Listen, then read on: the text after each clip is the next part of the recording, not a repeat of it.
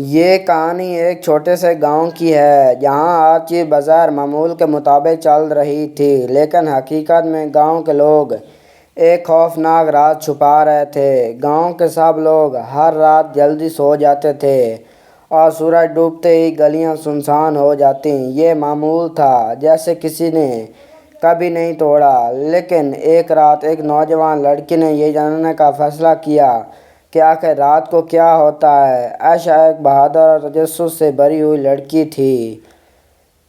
اس نے اپنے دوستوں کو بتایا کہ وہ رات کو باہر جائے گی اور آپ دیکھے گی کہ گاؤں میں کیا ہوتا ہے۔ دوستوں نے اسے منع کرنے کی بہت کوشش کی، لیکن عائشہ کا ارادہ پختہ تھا۔ وہ جاننا چاہتی تھی کہ آخر گاؤں کے لوگ اتنے ڈرتے کیوں ہیں۔ رات کے وقت جب سب لوگ سو گئے، عائشہ چپکے سے اپنے گھر سے باہر نکلی۔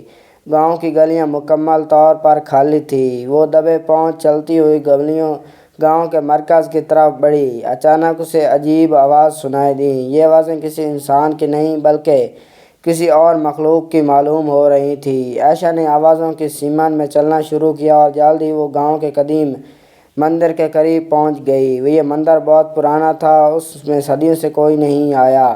عائشہ نے دل مضبوط کر کے مندر کا دروازہ کھولا اور اندر داخل ہوئی۔ اندر کا منظر بہت خوفناک تھا۔ مندر کے درمیان ایک بڑی مخلوق بیٹھی ہوئی تھی۔ یہ مخلوق آدھی انسان اور آدھی درندے کی شکل میں تھی۔ اس کے جسم پر خون کے دھبے تھے اور آنکھیں سرخ تھیں۔ عائشہ کی سانسیں تیز ہو گئیں، لیکن وہ پیچھے نہیں ہٹی۔ مخلوق نے عائشہ کو دیکھا اور ہنسی۔ تمہیں یہاں نہیں آنا چاہیے تھا، لڑکی مخلوق نے کہا۔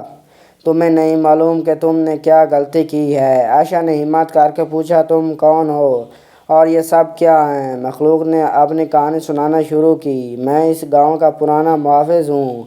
صدیوں پہلے یہ گاؤں ایک بہت طاقتور جادوگر کے قبضے میں تھا۔ اس نے مجھے یہاں قید کر دیا اور میرے اوپر ایک لعنت ڈال دی۔ ہر رات میں اس مخلوق میں تبدیل ہو جاتا ہوں اور لوگوں کو ڈراتا ہوں تاکہ وہ جادوگر کی روح کو جگا سکیں۔ عائشہ نے اس کہانی کو سنا اور سمجھ گئی کہ گاؤں کے لوگ کس خوف میں مبتلا ہیں۔ اس نے فیصلہ کیا کہ وہ اس لعنت کو ختم کرنے کی کوشش کرے گی، لیکن اس کے لیے اسے جادوگر کی کتاب تلاش کرنی ہوگی جس میں لعنت ختم کرنے کا طریقہ لکھا ہوا تھا۔ وہ رات عائشہ کے لیے ایک نئے مشن کی شروعات تھی۔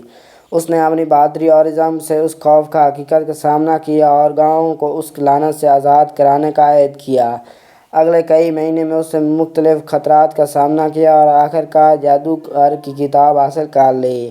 عائشہ نے کتاب میں دی گئی ہوئی ہدایت کے مطابق ایک پیچیدہ رسم ادا کی اور آخرکار مخلوق کو آزاد کر دیا۔ اس کے بعد گاؤں کے لوگ دوبارہ رات کو بغیر کسی خوف کے سو پائے۔ عائشہ کی بہادری اور عزم کی وجہ سے گاؤں کی زندگی دوبارہ معمول پر آ گئی، لیکن گاؤں کے لوگ ہمیشہ اس حقیقت کو یاد رکھیں گے کہ کس طرح ایک نوجوان لڑکی نے اپنے خوف کا سامنا کیا اور گاؤں کو ایک خوفناک لعنت سے بچایا۔